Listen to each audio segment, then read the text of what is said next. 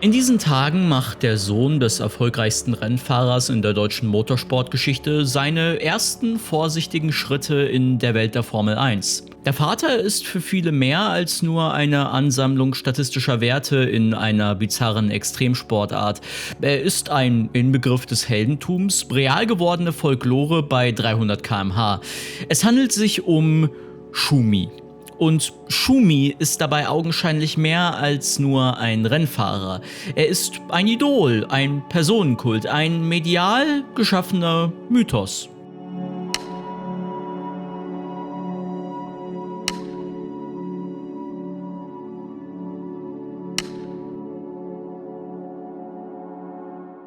Im Kontext des Profisports bietet uns der Duden eine erste Definition für den Begriff des Mythos. Mit diesem Wissen können wir also versuchen, uns an den Mythos Michael Schumacher ein wenig heranzutasten. Michael Schumacher ist Stand 2021 einer der erfolgreichsten Formel-1-Fahrer aller Zeiten. Geboren im Jahr 1969, konnte der gebürtige Kerpener 7-mal die Weltmeisterschaft gewinnen, 91-mal einen Grand Prix-Sieg erzielen und unzählige Male merkwürdige Interviews mit Modenschau-Schreck Kai Ebel führen. Seine Rolle geht dabei in der öffentlichen Wahrnehmung über die eines erfolgreichen Piloten weit hinaus. Schumacher wird zunächst häufig attestiert, den Grundstein für den modernen Rennfahrer darzustellen.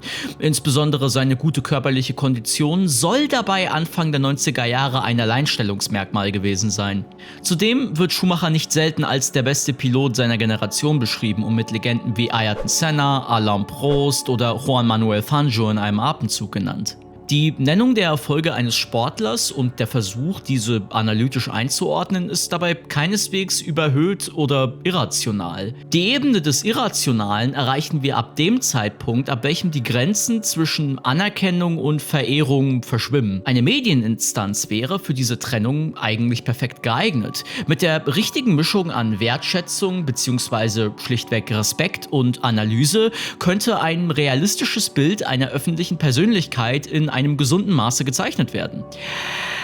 Konjunktiv. Die Formel 1 wurde seit den 90er Jahren stetig auf dem Privatsender RTL ausgestrahlt. Die frühen Erfolge des Michael Schumacher verhalfen RTL dabei zeitweise zu astronomischen TV-Quoten, welche so vor Schumacher unvorstellbar gewesen wären. Wo die Formel 1 bis in die 80er Jahre hinein in der Bundesrepublik eine Randsportart darstellte und die Ausstrahlung eines Formel 1-Rennens am Sonntag als sittenwidrig galt, konnten Schumacher, Häkkinen und Co. bis zu 10 Millionen Zuschauer vor die Fernsehbildschirme ziehen. Aber was genau hat denn der Großteil der Zuschauerschaft gefesselt? Die Sportart, die Dramen um die Sportart herum, die technische Evolution der Formel 1 oder die Personalie Schumacher? Letztere wurde von seinem ersten Rennen an begleitet und vermarktet, inklusive eigener Pose. Böse Zungen würden fast von einer parteiischen Berichterstattung seitens der Radiotelevision Luxemburg sprechen. Hierzu wurde Florian König von den Kollegen des Starting Grid Podcasts befragt und hatte Folgendes zu antworten. Es ist in der Tat so, in der Rückschau, wenn ich das sagen darf, haben wir uns damals natürlich wahnsinnig auf Michael kapriziert.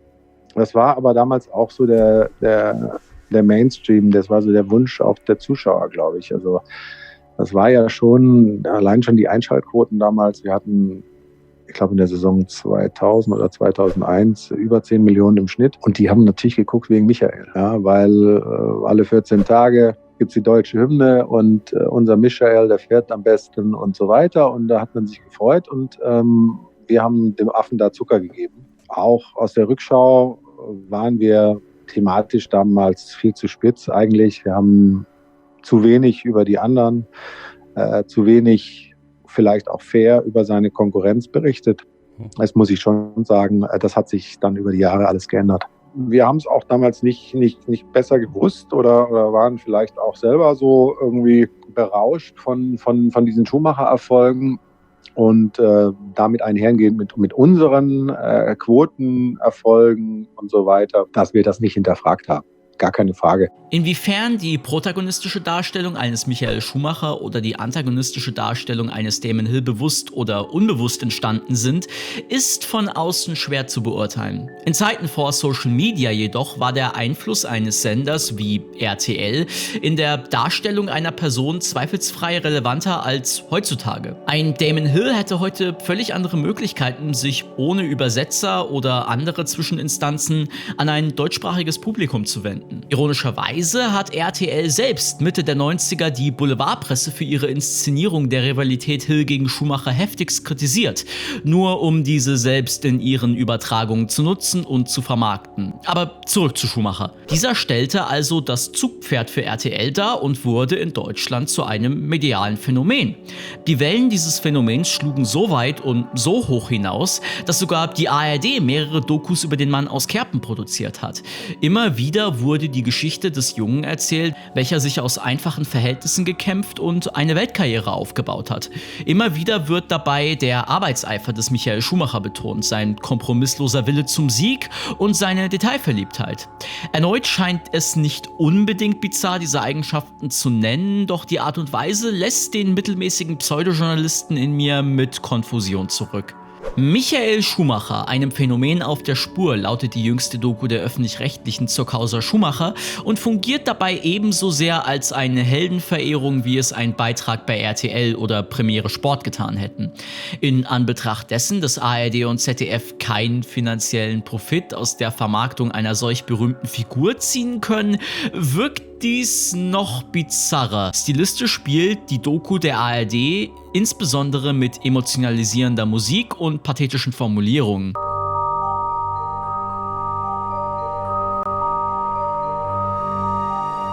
Das ist das Bild eines Rennfahrers, nicht irgendeines Rennfahrers. Es ist das Bild des Rennfahrers.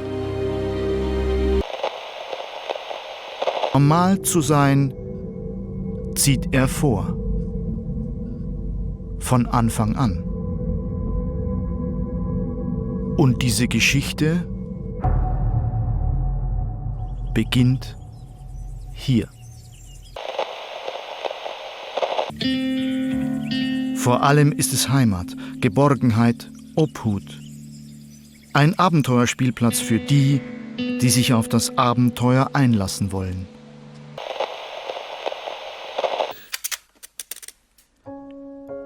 Dieses Bild zeigt nicht alles von ihm. Es ist eine Draufsicht. Drunter ist manches anders. Okay, der Pathos ist eindeutig erkennbar und auch die emotionalisierende Musik, aber wie gehen die Öffentlich-Rechtlichen eigentlich mit solchen Kontroversen um wie Adelaide 1994 oder Jerez 1997? Schließlich gehört zu der Brennsportkarriere des Michael Schumacher auch der eine oder andere eher unangenehme Moment. Die eben genannte Kollision mit Jacques Villeneuve 1997 sorgte dafür, dass Schumacher von der Weltmeisterschaft ausgeschlossen wurde. 3 Jahre vorher gewann Michael Schumacher durch ein eher kontroverses Manöver gegenüber Damon Hill die Weltmeisterschaft und hat sich somit durchaus die ein oder andere internationale Sympathie verspielt. Aber wie gesagt, wie gehen die Öffentlich-Rechtlichen damit um? Michael Schumacher überrollt mit seiner Geschwindigkeit förmlich die Formel 1. Wegen seiner sehr konsequenten und auch kompromisslosen Fahrweise kommt es immer wieder zu Kontroversen. Ich weiß nicht, warum da jetzt wieder etwas aufgekocht wird. Ich weiß nicht, wie weit das letztendlich gehen wird, aber das werden wir dann ganz einfach abwarten müssen. Seine Stärke führt auch dazu, dass sich die Ablehnung, die Kritik zumeist gegen ihn richtet. Auch bei Vorwürfen technischer Unregelmäßigkeiten bleibt der Fahrer die Zielscheibe. Die Formel 1 muss er auch ertragen. Also, wir rekapitulieren. Schumacher sei angeblich ein ungerecht behandeltes mediales Opfer aufgrund seiner Rolle bei Benetton. Und wir ignorieren an der Stelle einfach mal ganz vorsichtig seine Kontroversen im Jahr 94, welche durchaus mit ihm als Piloten zusammenhängen, wie beispielsweise Silverstone 94, wo er gekonnt die schwarze Flagge, also das Motorsportsignal zur Disqualifikation, gekonnt ignoriert, oder auch die eben genannte Kollision in Adelaide 94. Schumacher bleibt davon wenig beeindruckt und sich selbst treu. Er gewinnt. Weiter. Heute Abend werde ich mich volllaufen lassen. Und unauffälliger Themenwechsel. Sehr schön. Aber Jerez 97 wird in dieser Doku ebenfalls referenziert. Irgendwie zumindest. Ein Jahr danach haben wir die Weltmeisterschaft in Jerez 10 Minuten vor dem Ende des Rennens verloren. Weil Michael, enorm unter Druck stehend, ein Fehler unterlief. Es ist der Rahmstoß gegen Jacques Villeneuve. Im Nachgang wird Schumacher aus der gesamten WM-Wertung wegen Unsportlichkeit ausgeschlossen. And he was feeling bad and good. Bad because of the mistake he did. Danach ging es ihm sehr schlecht wegen seines Fehlers. Aber wir standen hinter ihm und das half ihm. Da ist etwas gewachsen. Von da ab wurden wir stärker. Make us stronger. Und ein erneuter Themenwechsel. Hurra! Anstatt hier tatsächlich auf den medialen Umgang mit Michael Schumacher umzugehen, insbesondere in der italienischen Presse, wird sich erneut auf das super mega tolle Verhältnis zwischen Michael Schumacher und der Scuderia Ferrari konzentriert. Anstatt die kontinuierliche Kette von fragwürdigen Zwischenfällen in der Karriere des Michael Schumacher näher zu beleuchten, wird seine Rolle innerhalb eines Motorsportrennstalls innerhalb der Doku weiter und weiter glorifiziert. Ich meine, ist meine Kritik an dieser Stelle nachvollziehbar? Ich meine, lasst mich mal demonstrieren, wie man diese gesamte Thematik auch aus einer anderen Perspektive hätte darstellen können. Mit der wunderbaren Magie von Adobe Premiere. Fehler von Schumacher, der sich verbremst. Hill erkennt die Chance, durchzuschlüpfen. Verzweifelt versucht der Deutsche, seine führende Position zu verteidigen und auf die Ideallinie zurückzusteuern. Schumacher gibt an, dass beim Touchieren der Mauer seine Lenkung beschädigt wurde und er nicht mehr die volle Kontrolle über das Fahrzeug hatte.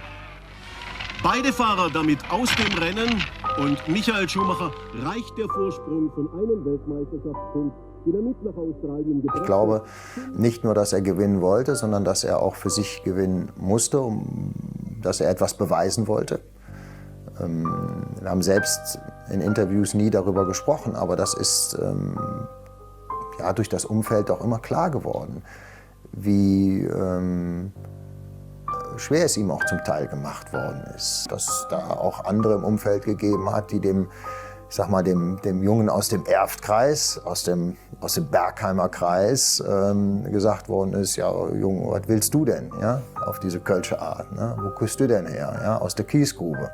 Ja, ich glaube, dass ihm das auch schon wehgetan hat und dass da auch eine Kraft entstanden ist. Habt ihr diesen Teil mit dem FAZ-Ressortleiter mitbekommen? Also dem hier? Eigentlich wäre dieser doch perfekt, um sich analytisch mit den Kontroversen des Michael Schumacher auseinanderzusetzen. Wie kommt es zu so einer Ambivalenz bei einer Sportpersönlichkeit? Wo genau kommt das her? Wie kann man sich damit außerhalb von den typischen Sporteuphemismen, die auch in dieser Doku genannt werden, auseinandersetzen? Stattdessen findet dieser Teil einfach nur als Brücke zu weiteren Aufnahmen der Kartbahn in Kerpen statt, ohne wirklich den Baustein zu bilden, welchen ich von solch einer Doku erwarten würde. Vielleicht bin ich zu zynisch, vielleicht habe ich zu hohe Ansprüche, aber das Bizarrste an dieser gesamten Stilistik ist, dass der öffentlich-rechtliche Rundfunk selbst später in der Lage sein sollte, diese Art von Dokumentation deutlich besser aufzubauen. Der Beweis? Diese Doku hier. Die Balance zwischen dem Hype rund um Jan Ullrich und die damit verbundene Emotionalisierung des Radsports auf der einen Seite und dem Dopingmilieu und den damit verbundenen Kontroversen auf der anderen Seite gelingt in dieser Doku meines Erachtens nach ziemlich gut und sorgt zumindest bei mir persönlich als Außenstehendem für ein differenziertes Bild sowohl des Sportes an sich als auch der involvierten Persönlichkeiten. Aber wenn es um die Reaktion der Außenstehenden geht, der ZuseherInnen, um genau zu sein. Wie haben Menschen eigentlich auf die Michael Schumacher-Doku reagiert?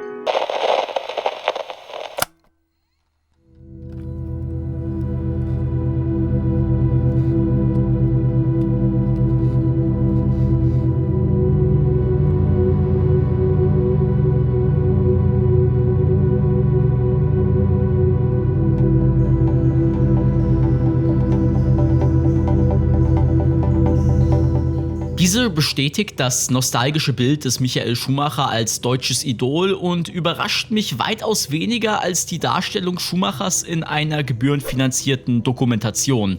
Hier schlechte GEZ-Witze einfügen, obwohl es lange nicht mehr GEZ heißt. Der deutsche Motorsportjournalismus spielt dabei natürlich auch eine Rolle. Michael Schumacher dient dabei auch 2021 je nach Anlass als Gesprächsthema. Bizarr wirkt dabei auch hier der Mangel an Distanz. Die Top-Momente des Michael Schumacher werden dabei vom Journalisten Christian Menard unironisch mit leuchtenden Augen als Schumi-Momente bezeichnet. Mehrmals. Verwunderlich ist dabei sicherlich der Mangel an journalistischer Distanz. Sicherlich ist diskutabel, inwieweit diese Distanz generell im Sportjournalismus fehlt. Ein Beitrag der Öffentlich-Rechtlichen zum Radsport-Doping-Skandal der 2000er Jahre und die erstaunlich wohlwollende Reaktion deutscher Radsportjournalistinnen und Radsportjournalisten würde diesen Schluss durchaus nicht völlig unplausibel machen. Ich habe in meinem Eifer übrigens auch eine Mail an motorsport-magazin.com geschrieben. Ohne Antwort, versteht sich. Aber wir bleiben optimistisch.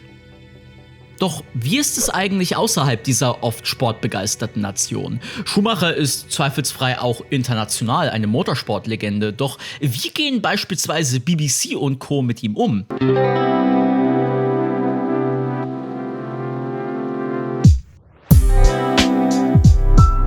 Ein frühes Beispiel für die britische Auseinandersetzung mit dem ehemals erfolgreichsten Rennfahrer aller Zeiten wäre eine Doku der BBC aus dem Jahr 1995. Stilistisch funktioniert diese völlig anders als alles, was wir bisher besprochen haben. Schumachers Darstellung entspricht weniger der eines sympathischen Ruhrpott-Knaben mit verflucht viel Talent und ein paar nicht besonders relevanten Patzern, sondern ähnelt fast der eines Antihelden, eines nicht zu ignorierenden Antagonisten oder, neutraler formuliert, schlichtweg der Darstellung eines beneidenswert talentierten, schwer greifbaren Menschen. Besonders interessant finde ich dabei erneut die musikalische Auswahl in der Doku, welche meine Wahrnehmung stützt, insbesondere im Vergleich zur ARD-Variante.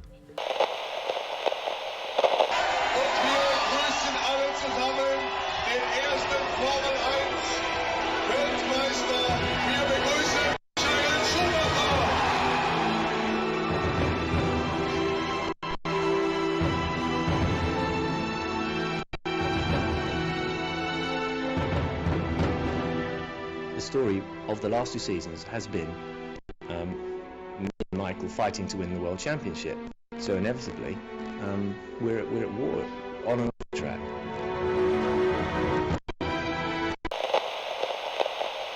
Faszinierend ist bei der BBC auch, dass versucht wird, das Mysterium Michael Schumacher durch den Ex-Rennfahrer Jonathan Palmer auf einer technischen Ebene zu erklären, welche über das dezent pathetische „Er war der Willensstärkste, er war der Fitteste, er war unser Michael" hinausgeht. Dieser technische Ansatz ist auch aktuell noch auf YouTube-Kanälen wie Driver61 zu finden, zumindest im englischsprachigen Raum. Auch die Selbstinszenierung Schumachers in Interviews in Form von Posen und Sprache wird analytisch betrachtet und mit seinem damaligen Konkurrenten Hill verglichen.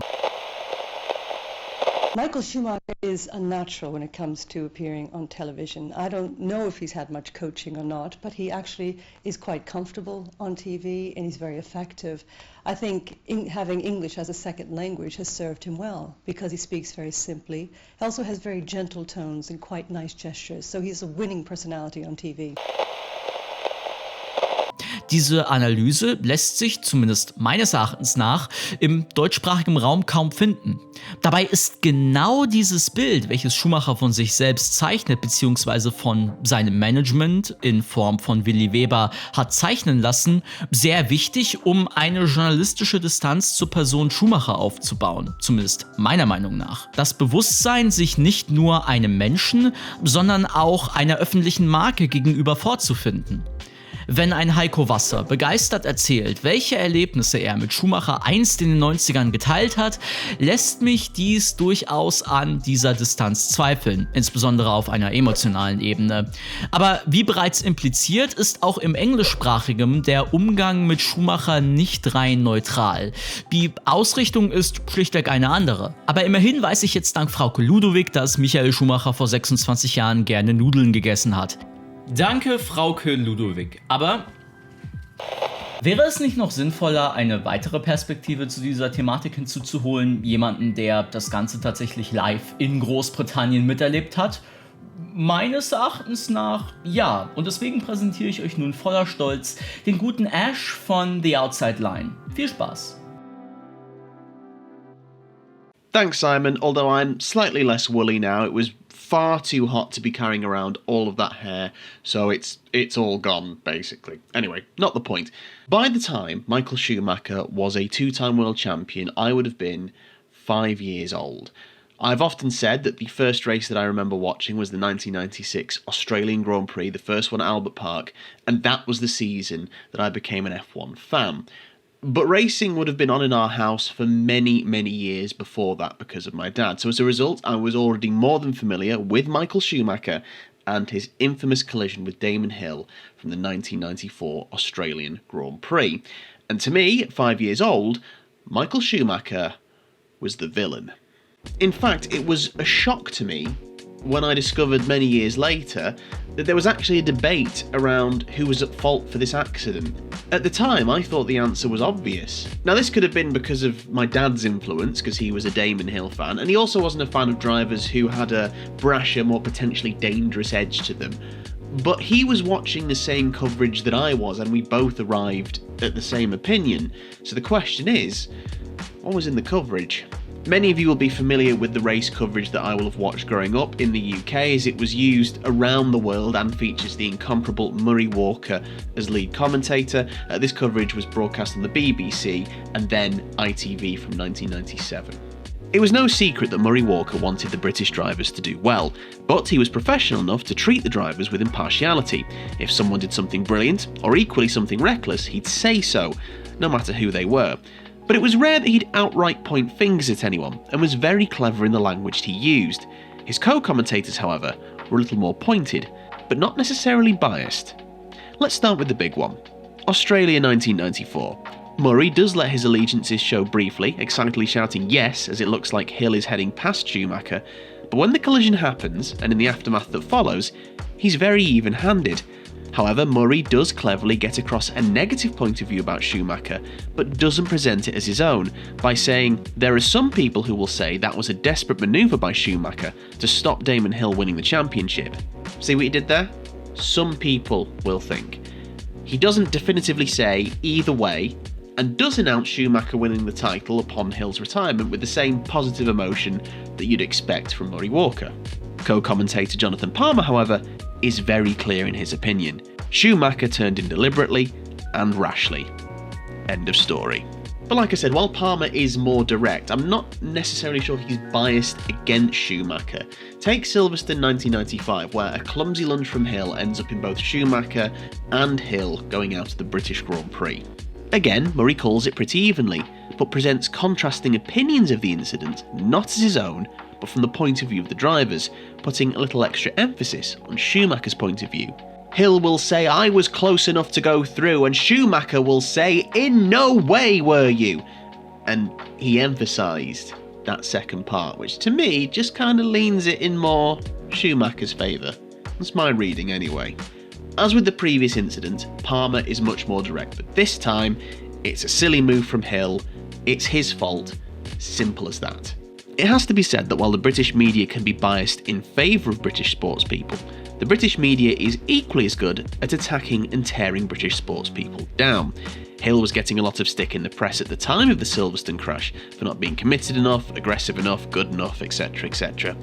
So let's remove the British element from proceedings. Let's look at a clash between Schumacher and another driver that the UK would view as a neutral. So of course we're going to go to Villeneuve versus Schumacher at Jerez 1997. Again, upon impact, Murray reacts like any fan would, letting out a wail, but he remains impartial. Even when he recalls the similarity of the crash to Adelaide 94 and its potential impact on the title, he doesn't lay the blame anywhere at anyone in particular, and simply says, there was a coming together. However, Martin Brundle, like Palmer before him, calls it as he sees it, with the now infamous line, "That didn't work, Michael. You've hit the wrong part of him, my friend." Maybe it's something to do with being an ex-driver that causes Palmer and Brundle to call things in a very black and white way, as James Hunt was very similar during his time in the commentary box too.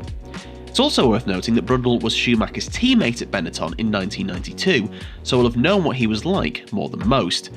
But whatever the reason, the blame of this crash was on Schumacher, and almost proved as validation that Adelaide 94 was no accident.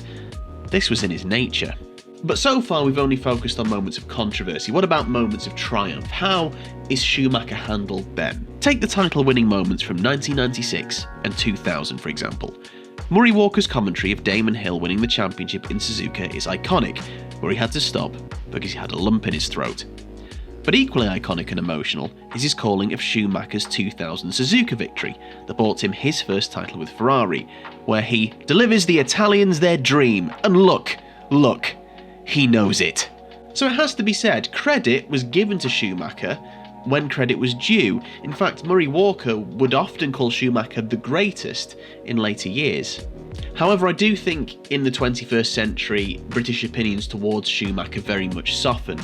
One reason for this is because when someone is winning that many races, titles, and breaking that many records, it's something to celebrate, and I think British sports coverage is generally pretty good at doing that, regardless of any pre-existing allegiances or biases. They will celebrate greatness. The other reason I believe opinions softened towards Schumacher is that after Damon Hill, he never had another British driver as his main title rival. Yes, he raced against Button and Coulthard, but they were never going one-on-one for the title like he and Hill were. When there isn't that emotional bias, I think our reactions towards Schumacher are a little less emotional. We stop seeing him as the antagonist and start seeing him more as a neutral. Simon said before that the German presentation of Schumacher was of a sympathetic bloke with a whole lot of talent and a few irrelevant slip-ups. But in the UK, those slip-ups are far from irrelevant. In most conversations that took place about Schumacher, whether between pundits or fans, those contentious moments will be brought up more often than not, in the sort of, yeah, he's admittedly great, but kind of way. Adelaide 94, Jerez 97, Spa 98 when he tried to beat up David Coulthard because he thought he deliberately brake tested him, the Ferrari team orders controversy in the noughties, even as late as Hungary 2010 when he aggressively defended against former teammate Rubens Barrichello, nearly putting him into the wall. It's all fed into the narrative that he has this nasty, dangerous side to him, as if to undermine his successes in the same breath as acknowledging them. Interestingly enough, I feel we're generally more forgiving of Damon Hill's mistakes than we are of Schumacher's. Now, I don't think these biases are deliberate. I think they are mostly unconscious, as everyone involved does try to be objective.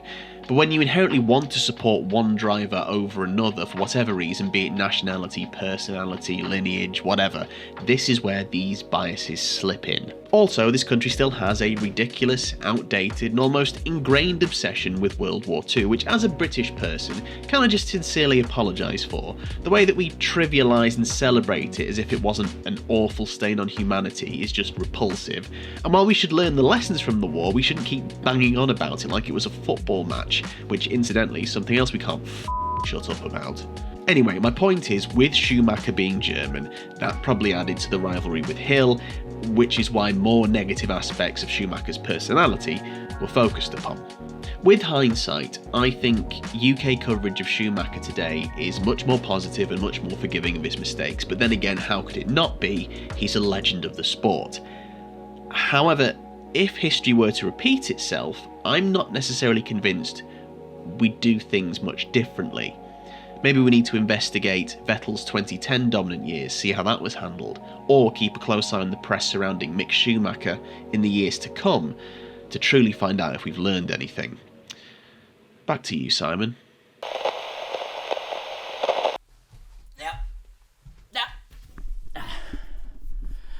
Thank you, Ash, you magnificent, less woolly boy. Wenn wir uns mit der Mediendarstellung Michael Schumachers in Deutschland auseinandersetzen, macht es sicherlich auch Sinn, über Jerez 97 zu sprechen.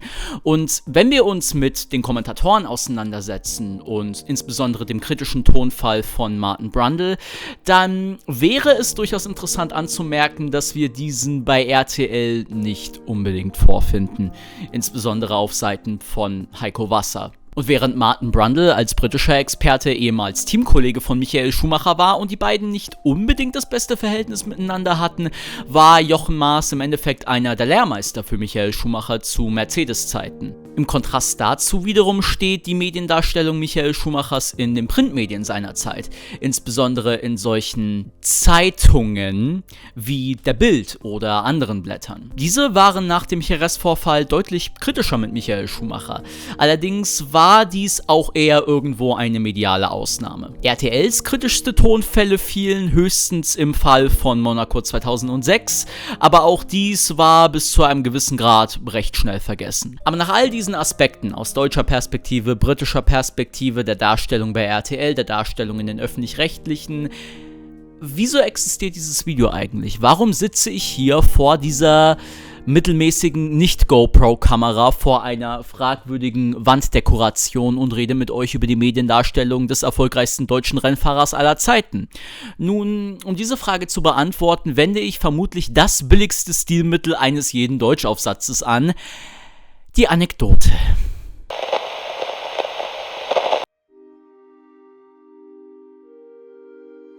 Seht ihr den Jungen da mit der Michael Schumacher-Mütze und der Brille? Ja, das bin ich. Mit 10 Jahren, um genau zu sein. Und ja, ich war als Kind wirklich, wirklich leidenschaftlicher Michael Schumacher-Fan.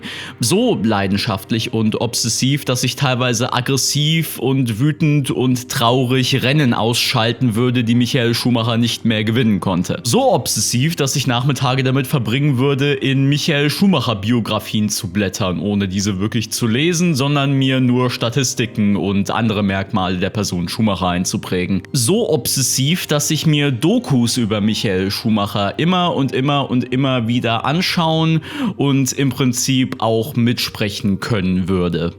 So obsessiv, dass ich irgendwann versucht habe, dieses Loch in der deutschen Motorsportseele mit Personen wie Sebastian Vettel zu füllen.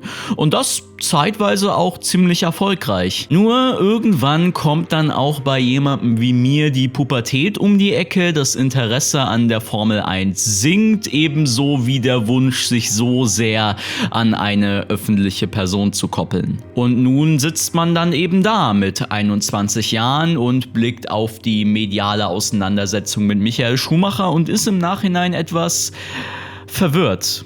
Wieso übernimmt fast jede erdenkliche Medieninstanz diesen Mythos, diese Glorifizierung, dieses irrationale Überhöhen einer Privatperson? Wo ist die Instanz, die diesen Umstand an sich in Frage stellt, ohne dabei direkt auf die Michael Schumacher Fangemeinde einzugehen, sondern auf die Medienlandschaft an sich, welche mit Michael Schumacher arbeitet und diesen bewirbt? Vielleicht existiert in mir auch irgendwo die Hoffnung, dass, wenn ich damalig mit einer differenzierteren Medienbetrachtung des Michael Schumacher aufgewachsen wäre, ich vielleicht nicht unbedingt mit diesem glorifizierten, irrationalen Bild aufgewachsen wäre und mich dementsprechend rationaler verhalten hätte. Mit 10 Jahren oder so. Vielleicht existiert in mir auch einfach ein unfassbarer Ekel über die boulevardmediale Darstellung des Michael Schumacher, welche unter Umständen nur deswegen existiert, weil ein solch großer Personenkult um ihn herum existiert. Vielleicht ist es auch eine Sorge darüber, wie mit dem Sohn des erfolgreichsten deutschen Rennfahrers aller Zeiten medial umgegangen wird, da sein Vater nun mal einen unfassbar großen Personenkult darstellt, da sein Vater nun mal den kulturellen Baustein einer gesamten Sportart in dieser Nation darstellt und dementsprechend auch bis heute so dargestellt wird. Man kann mir sicherlich anlasten, dass ich in diesem Essay selbst emotionalisiere, auch wenn ich keineswegs eine solch große Medieninstanz darstelle wie die Öffentlich-Rechtlichen. Ebenso könnte man mir kritisch anlasten, dass ich Dinge überanalysiere bzw. zu sehr kritisiere, wie beispielsweise die Nutzung des Begriffes Schumi im deutschen Motorsportjournalismus. Und während ich auf den Aspekt der Emotionalisierung damit antworten würde, dass für mich die Person Schumacher in ihrem Verhalten auf der Strecke genauso ambivalent ist wie mein Verhältnis zur öffentlichen Person Michael Schumacher und es dementsprechend unter Umständen zu einer stilistischen Widersprüchlichkeit kommt, würde ich zweiteres meiner Tendenz zur Überanalyse zuschreiben. Und genau diese Überanalyse sorgt dafür, dass dieses Video vielleicht auf die eine oder andere Person redundant wirken mag und ich wäre absolut bereit, dies zu akzeptieren. Trotzdem bin ich froh, dieses Video abgeschlossen zu haben und hoffe, dass ich dem ein oder anderen Zuseher oder der ein oder anderen Zuseherin zumindest in der Theorie den ein oder anderen interessanten Gedanken präsentieren konnte, auch wenn vielleicht das eine oder andere Mal ein roter Faden gefehlt haben könnte. Und es wäre meiner Ansicht nach durchaus passend, dieses Video auf einer etwas anderen Note zu beenden, nämlich mit einem Zitat von Michael Schumacher persönlich. Life is all about passions. Thank you for sharing mine. Keep fighting, Michael.